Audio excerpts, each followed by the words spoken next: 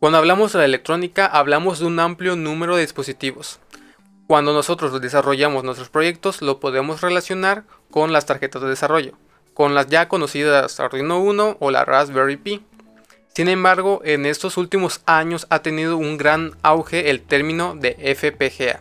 El FPGA, por sus siglas Field Programmable Gate Array, o prácticamente es una matriz de compuertas lógicas programadas en campo, es un circuito integrado que para un diseñador o un ingeniero es de gran utilidad, ya que a la hora de poder realizar en físico el circuito, este mismo puede manipularlo sin importar que ya el circuito sea estático. Pero antes de meternos un poquito más en el término de FPGA, me gustaría tener un punto de apoyo. Al momento de hablar de Arduino, en este caso la tarjeta de desarrollo Arduino Uno o cualquiera, hablamos de un microcontrolador. Un microcontrolador es un circuito integrado que solamente, o en pocas palabras, nos ayuda o funciona para realizar tareas sencillas y simples, a comparación de su competencia, un microprocesador, que en este caso sería el Raspberry Pi, que este puede realizar muchísimas tareas complejas a la vez. Pero ok, ¿cuál es la diferencia entre un FPGA a comparación de los demás? Que el FPGA nosotros podemos programar el hardware, que el hardware es la parte física, y el software es la parte no física, que en este caso sería el código.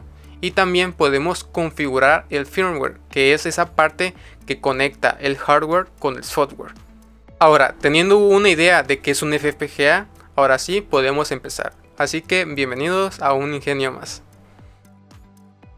Sean todos bienvenidos a este curso destinado al FPGA. El día de hoy estaremos hablando sobre la introducción del BASIS 3 parte 1.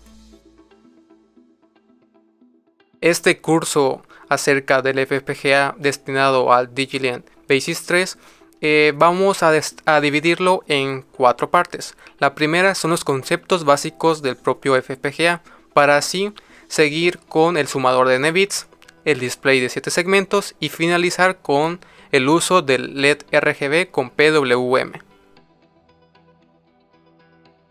Cada video tendrá su parte teórica para poder relacionarnos con el circuito bajo estudio y nuestra placa de desarrollo. El algoritmo. El algoritmo es prácticamente esa serie de pasos que nosotros tenemos que realizar para poder manipular la tarjeta de desarrollo. Si tú ya estás relacionado con el mundo de la electrónica, en este caso con el Arduino Uno, al momento que nosotros estamos realizando nuestro código y lo guardamos, solamente nos van a generar un archivo. A comparación del FPGA, tenemos que realizar una carpeta, que en este caso se llama proyecto, para que el propio Vivado genere cada documento relacionado con el código, el top, la lógica y las compuertas relacionadas con nuestra tarjeta de desarrollo. Esta serie de pasos se realizarán en 4. El primero es la creación, que es el origen del proyecto a manipular. El segundo, el diseño, que es la creación del circuito a implementar. Nosotros vamos a declarar ya sea las entradas, salidas. También podemos realizar simulación del propio proyecto si no contamos con la tarjeta de desarrollo y una vista del esquemático del circuito bajo estudio. El paso número 3, que es la recopilación. Es una serie de pasos para confirmar la estructura del programa y así no afectar la tarjeta de desarrollo si contenemos errores. Y la conexión, que es la comunicación entre el código del circuito y la tarjeta de trabajo. Ahora hablaremos un poquito más a detalle del algoritmo. En este caso empezamos con la creación, que es la creación de nuestro proyecto, para así poder empezar a crear nuestros códigos en el diseño. El Design Sources, vamos a tener en cuenta el top, que en un momento estaremos hablando de él, y la lógica. El top y la lógica se realizan en el Design Sources. Los constraints, que es pues traducido es compuertas. Aquí es un código donde nosotros vamos a declarar cada compuerta que utilizaremos en nuestro código, ya sea si utilizamos 4 switches, 4 LEDs, 4 push button, etc. Y también en el diseño podemos contar con la simulación, en dado caso que no contamos con la tarjeta, y el esquemático para poder visualizar el circuito que realizamos. Así pasamos a la parte de recopilación. La recopilación es muy importante ya que consta de la síntesis, la implementación y la generación del bitstream. Esta serie de pasos nos ayuda para que el propio el lenguaje del FPGA nos comente o nos diga si tenemos ciertos errores o podamos afectar nuestra tarjeta de desarrollo. Y el bitstream prácticamente es ese código que nosotros vamos a mandar al FPGA para que lo ejecute físicamente. Pero para eso necesitamos el paso de la conexión, que es la comunicación entre nuestra computadora y el FPGA. En este caso contamos con el Open Hardware Manager, el Open Target, el AutoConnect y el Program Device. Ahora hablaremos sobre el top o la lógica. Para hacerlo más preciso, vamos a utilizar el ejemplo de un circuito integrado.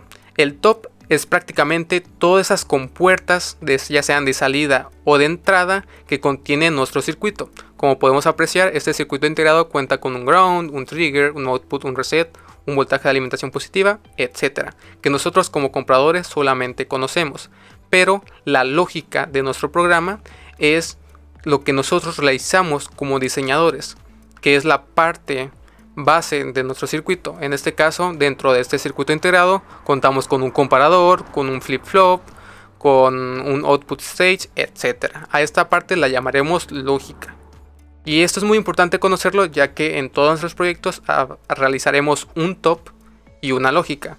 En pocas palabras, el top es el que va a relacionar nuestro código con los periféricos de entrada o de salida de nuestra tarjeta de desarrollo. Y la lógica es esa parte fundamental para que nuestro circuito funcione.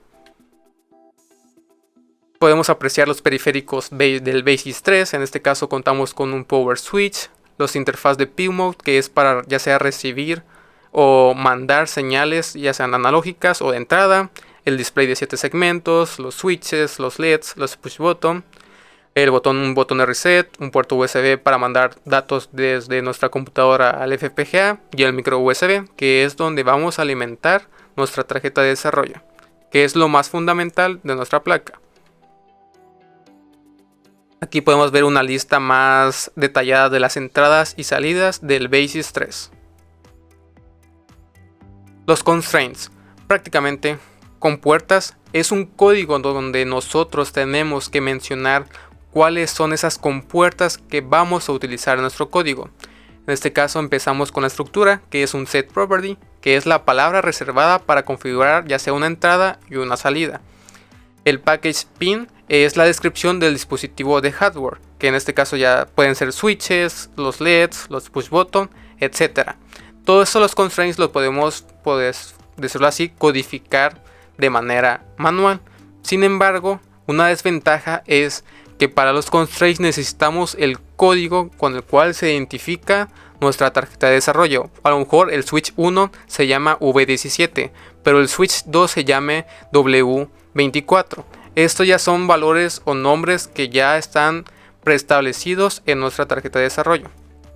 GetPorts asigna al dispositivo de hardware a una variable específica, que en este caso esta variable la podemos modificar a nuestro gusto, ya sea desde el top o la lógica, pero siempre tenemos que respetar el nombre de la variable. En este caso, si empezamos con mayúsculas, respetar las mayúsculas, etc. Y como último está el iOS estándar, que prácticamente es una parte de la línea que le dice a Vivado qué protocolo se usa para hablar con el hardware. Nunca cambiará. Aquí podemos apreciar los constraints de entradas y salidas del Basis 3. Podemos contar con un clock signal, con switches, con los LEDs. Si se dan cuenta, cada código de los periféricos van cambiando. V17, 16, W16, W17, W15, etc. Igualmente con los LEDs. Así que es mejor tener un documento, que por cierto ustedes lo pueden encontrar en la descripción del video o también en internet. Solamente buscan constraints y el nombre del FPGA que quieran utilizar para poder tener un listado. Aquí también podemos apreciar los constraints del display de 7 segmentos, el decimal point del display, los anodos comunes, los push button, el voltaje de salida, etc. Recuerda que esa es la primera parte del primer video de nuestro curso de FPGAs, que es acerca de la introducción a la tarjeta de desarrollo. En el siguiente video, ahora sí, vamos a realizar ejercicios prácticos para poderlos realizar en nuestra Basis 3. Yo, como estudiante que en este semestre que acaba de finalizar, aprendí acerca del FPGA, te comento que tengas paciencia. Si nosotros comparamos otros lenguajes de programación, en este caso estamos basándonos en Verilog.